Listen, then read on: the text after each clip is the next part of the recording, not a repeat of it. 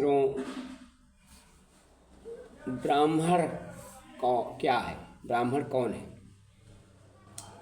जो सबका चिंतन करते हुए ही ब्राह्मण कहलाते हैं। नाभाजी डोम वर्ण के थे।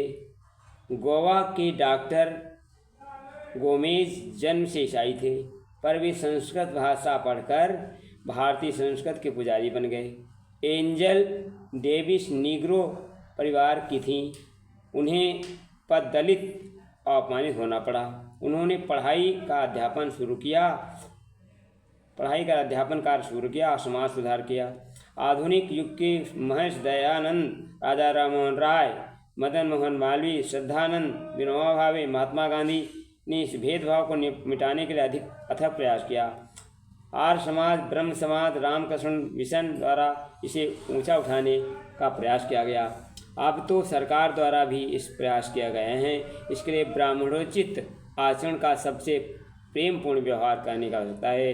परम पूज्य गुरुदेव ने गायत्री परिवार का संगठन करके इस दिशा में अभूतपूर्व कार्य किया है। ब्राह्मणोचित आचरण की बात सेवा करना ही ब्राह्मण कहलाता है। जो सबका हित चिंतन करते वे ही ब्राह्मण कहलाते हैं। वे त्यागी तीर तपस्वी बन ब्रह्म तुल्य पूजे जाते।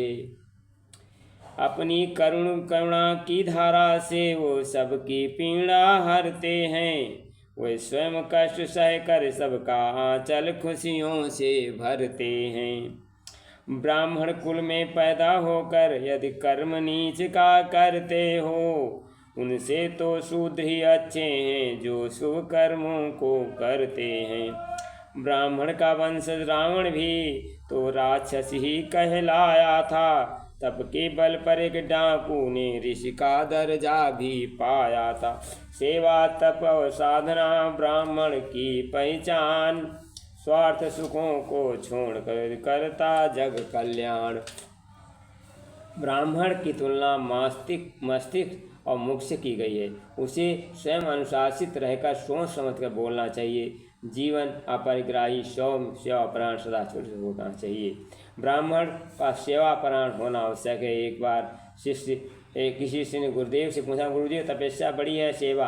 तो उन्होंने कहा, बस देखो, ऋषि विश्वामित्र कठोर तपस्या की थी, किंतु मेनका के आने पर तपस्या भंग कर बैठे। अतः ब्राह्मण को अपरिग्राही होना चाहिए, मतलब वो आपको सेवा भाव करना चाहिए। ये ब्राह्मण वही कला जो सेवा भाव करे। यही ऋषियों का जीवन अवधि को 4 भागों में बांट दिया। ब्रह्मचर्य, गृह, श्रवण, वानप्रस्थ, स्वास्थ्य, संन्यास उन्हें का नाम दिया। वो ब्रह्मनिष्ठ बालक जिसे ब्रह्मचर्याश्रम था कहलाया। कर्तव्यनिष्ठ बन भोग करे गृहस्थाश्रम, सबको मन भाया।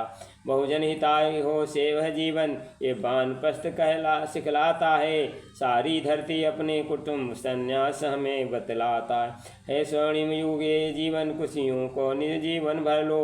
स्नेह प्यार की वर्षा कर तुम सारा जग अपना कर लो। आश्रम की व्यवस्था जीवन का वरदान, इनका पालन करते ब्रह्मणता मनुज महान। धन्यवाद।